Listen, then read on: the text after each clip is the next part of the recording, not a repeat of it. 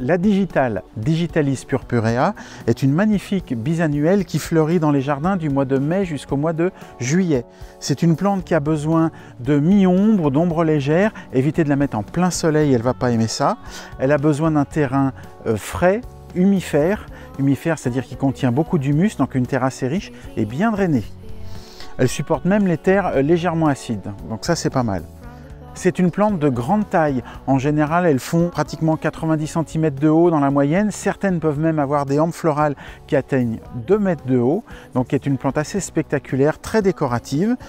Faites attention quand même de ne pas trop toucher la plante avec les mains parce que c'est une plante dont toutes les parties sont toxiques.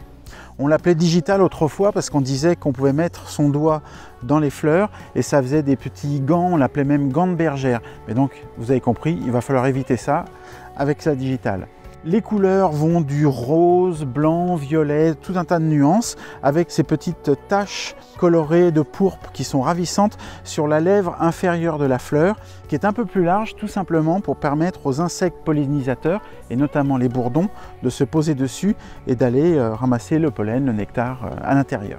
La digitale, une fois qu'elle a fini de fleurir, elle va produire des graines, donc c'est les fleurs du bas qui commencent à s'ouvrir et puis à faner, et petit à petit ça monte jusqu'en haut de la hampe, comme ça.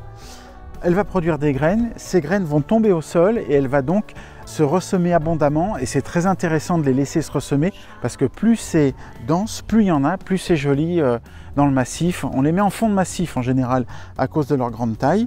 La digitale ne vit pas très longtemps, c'est une vivace éphémère, on dit plutôt une bisannuelle, mais comme elle se ressème abondamment, c'est pas gênant. Il faut faire attention parce que les jeunes pousses sont assez appréciées des limaces, mais il en reste en général suffisamment pour pouvoir bien meubler le massif. Une fois que la floraison est terminée, vous coupez la tige florale en bas à ras, ça a même tendance à les faire remonter.